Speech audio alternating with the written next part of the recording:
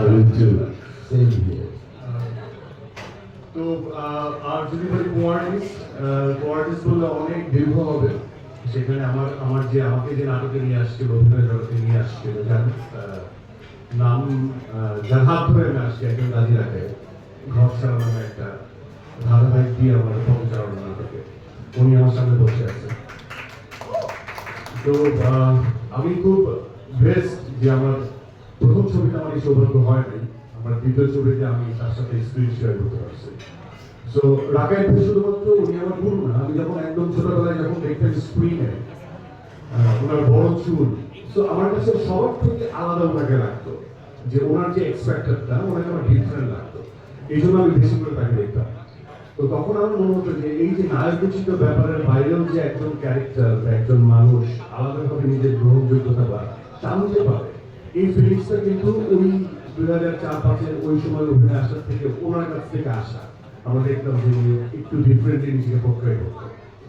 So এই যে এইগুলো আসলে বলা উচিত। এবং আমার সামনে বসে আছে মনিরা মিঠু আপা, খুবই গুণী অভিনেত্রী, সবাই জানেন আপনারা। ওনার সাথে আমার এই প্রথম সিনেমাতে স্ক্রিন শেয়ার, এবং আমি বলবো যে আমার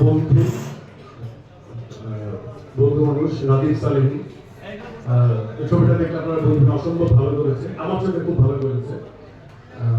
এবং এখানে আর পারফর্মার দেখতে পাচ্ছেন, এখানে আমার খুব আদরের বা পছন্দের বলা হয়নি কখনো মাসা আছে, ওর গান আমার খুব পছন্দ। আর পাশেই বসে আছে হ্যাঁ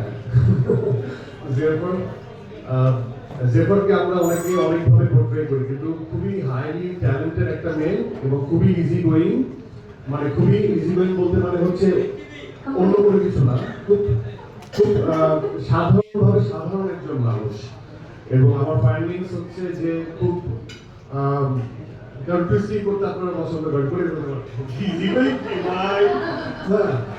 আমার কাছে খুব সহজ মনে হয়, সহজ মনের মানুষ মনে হয়, এবং খুবই ট্যালেন্টেড। ও অ্যাকচুয়ালি খুবই ভালো কম্পোজার এবং লিরিসিস্ট, এবং একই সাথে অথবা শুধুমাত্র আপনারা জানেন যে সে একজন গায়িকা, কিন্তু গায়িকার পেছনেও তার অনেক গুণী পরিচয় আছে। এখন আসি আমার পাশে যারা বসে আছে তাদের সুরেরাকে নিয়ে প্রথমে বলবো, কারণ হচ্ছে সুরেরার সাথে আমার প্রথম স্ক্রিন শেয়ার। আসলে সিনেমা না, যে কোনো কন্টেন্ট, প্রথম সিনেমা আমার বাবাকে ছিল, ভাইকে ছিল, বোনকে ছিল। তো এইটা আসলে আমার একটারের মধ্যেই নাই যে নায়িকাকে হয়, এটার উত্তরটা আসলে আমার মনে হয় শাকিব দিতে পারবে এবং ডিরেক্টর দিতে পারবে। বাট প্রথম ছবির নায়িকা যখন তমা মির্জা হয়, অনেকেই প্রশ্ন করেছিল সোশ্যাল মানে মিডিয়াতে, আমি খুব কম থাকি, যে হোয়াই তমা মির্জা। আপনার সুরঙ্গ দেখার পরে তারা তাদের অ্যান্সার পেয়ে গেছে, কারণ আমার কাছে মনে হয় চরিত্রটা তমার থেকে ভালো পুরো কেউ করতে পারতো না, এটা আমিও বিশ্বাস করি। অ্যান্ড এটাও সিমিলার, এই যে কোশ্চেনটা অ্যারাইজ হচ্ছে সেটার উত্তরটা অবশ্যই তারা দিবে, শিয়াম ভাই এটা দিবে, বাট আমার কাছে মনে হয় যে আফটার ওয়াচিং দাগি দেখার পর সবার কাছে এটা মেক সেন্স করবে যে হয় তমা মির্জা।